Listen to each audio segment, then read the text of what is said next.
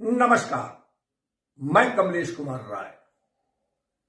वित्त मंत्री निर्मला सीतारमण ने बजट पेश करने से पहले कई बार यह कहा था कि उनका आने वाला बजट अनोखा होगा और निश्चित रूप से हम यह कह सकते हैं कि वित्त मंत्री ने जो बजट पार्लियामेंट में पेश किया वह अनोखा माना जा सकता है।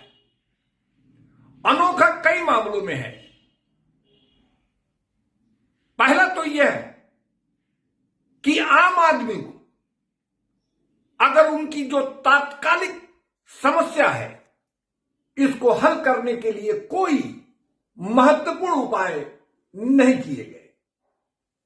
यही नहीं, इनकम टैक्स में भी रियायत के बारे में लोग टकटकी लगाए इस बजट को देख रहे थे, लेकिन इनकम टैक्स में भी कोई राहत सरकार द्वारा नहीं दी गई। हां, 75 वर्ष होने के बाद निश्चित रूप से इनकम टैक्स रिटर्न भरने की सुविधा को, रिटर्न भरने की जो बाध्यता थी इसको समाप्त कर दी गई।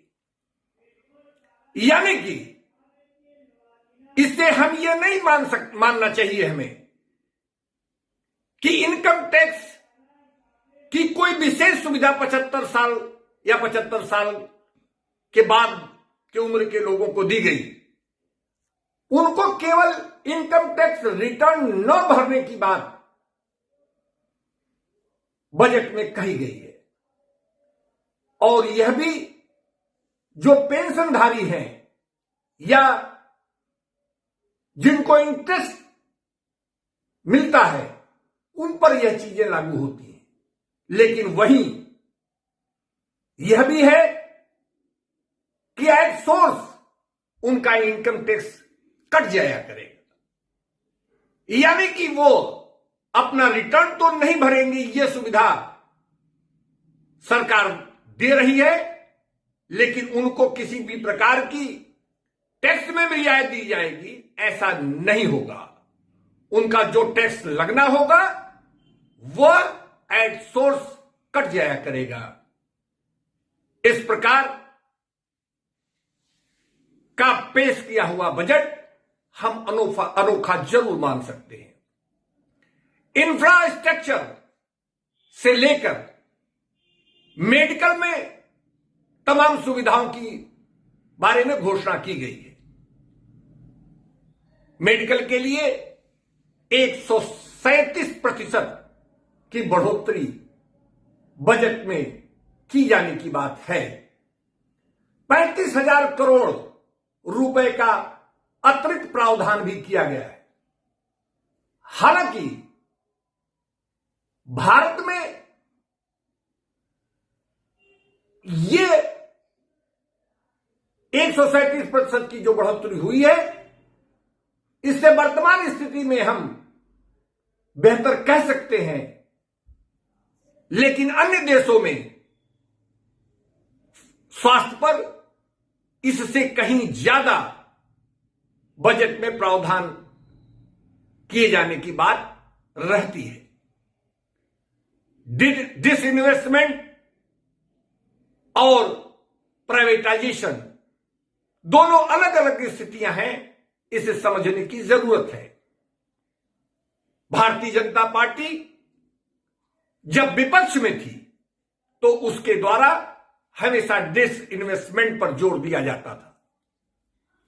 वर्तमान में प्राइवेटाइजेशन पर उसका मुख्य जोर रहता है। आत्मनिर्भर भारत की बात करने के साथ साथ हम विदेशी इन्वेस्टमेंट के बारे में विशेष रूप से अपनी नीति बनाते हैं। भारत सरकार दोनों हाथ में लड्डू लेकर चलने का काम कर रही है। एक तरफ वो आत्मनिर्भर भारत की बात कहती है और दूसरी तरफ विदेशों से ज्यादा इन्वेस्टमेंट हो, इसके लिए वो हमेशा प्रयासरत रहती है अपनी नीतियों के बदौलत। कुल मिलाकर आने वाले दिनों में अगर जो बजट में प्रावधान किए गए हैं, इंफ्रास्ट्रक्चर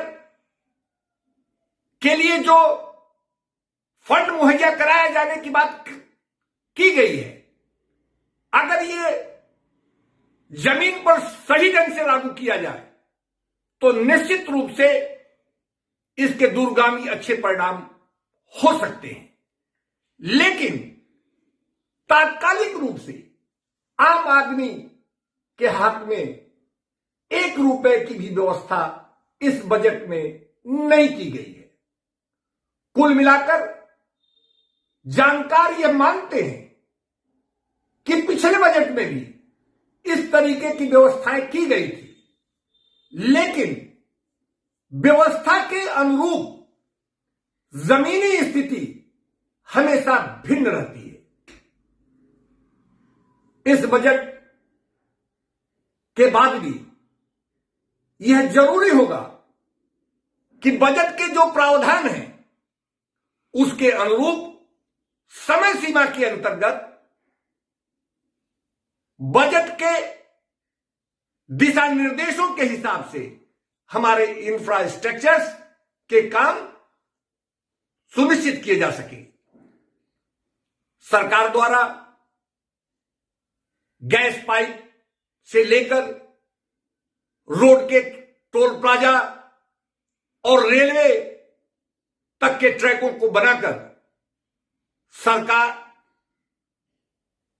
प्राइवेटाइजेशन के लिए प्राइवेट हाथों में देने के बारे में, अपने नीति के बारे में इस बजट में घोषणा कर चुकी है। यानी कि सरकार इन तमाम चीजों को अपने पैसे से बनवाने का काम करने के बाद इसे प्राइवेट लोगों के हाथों में दे दिया जाएगा। उसके एवज में सरकार अपना कुछ कमीशन जरूर तय करेगी। यही नहीं, आने वाले दिनों में अब हम 7 पे स्कीम जैसी तमाम चीजें जो रही हैं पिछले दिनों, सरकारी नौकरियों में एक प्राइवेट स्कूल के अध्यापक को भी 65 से 70 हजार रुपए सैलरी में मिलता है।